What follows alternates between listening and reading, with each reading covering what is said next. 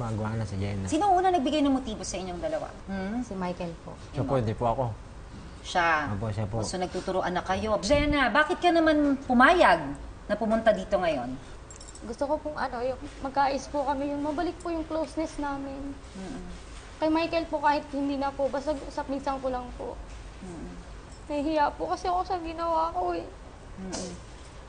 Para makapag-isip ka ng mahusay, dito mo ilagay. Ibuntong mo. Mas nagalit ako sa iyo.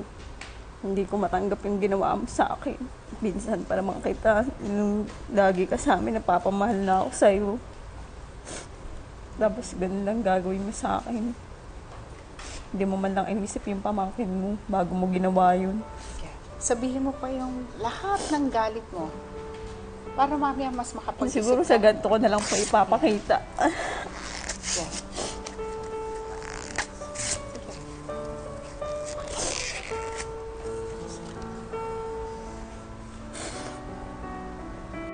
Ngayon, sa iyong asawa. Nagkaanak pa ako sa iyo. Sana hindi na lang ganun lang gawin mo sa akin. Hindi ka pa pumili ng iba. Nagalit din ako sa iyo. Hindi ko lang talaga matiis yung anak ko.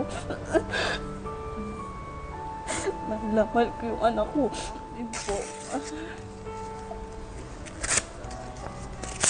Kaya sabihin mo pa kung ano nararamdaman mo. Sobrang sakit po. Siguro wala pong salita para masabi ko yung sakit. Nararamdaman mo kung gaano kasakit. Opo. Jenna, sa pagpunit ng picture mo, ano nararamdaman mo? Sakit po.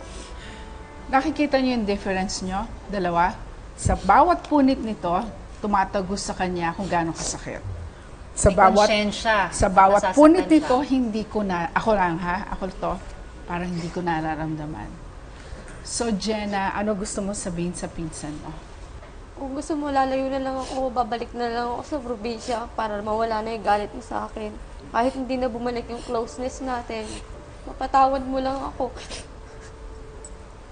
Sorry talaga. Si Lord na lang po siguro bahala sa nararamdaman ko. Tsaka si Lord na lang din po bahala sa kanila. Kasi may plano naman po si Lord kung bakit ganun. Hindi natin pinipilit at naiintindihan mo So, yun. Naintindihan ko kung hindi niya pa ako mapatawad ngayon. Hindi madali, no? Ang magpatawad lalo na kung nasaktan.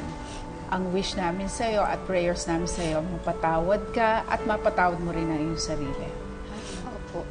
Princess, bigyan mo ako ng pagkakataon. Wala naman ako magbago para sa inyo ng anak ko. Narinig, Princess, Pag-iisipan ko na lang po muna.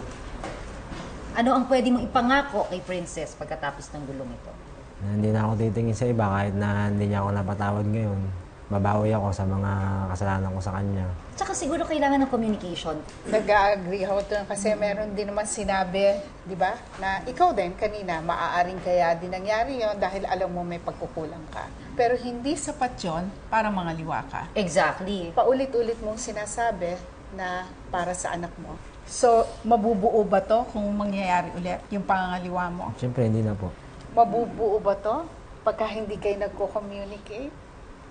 Kung ano man ang gagawin, isipin naman din natin ang bata. Gusto kong marinig ni Michael yung gusto mong mangyari sa isang asawa. Yung kami lang po talaga, yung focus lang siya sa amin. Pag galing sa trabaho, sa amin. Nagtutulungan kami. At nagmamahalan. At may tiwala sa isa't isa.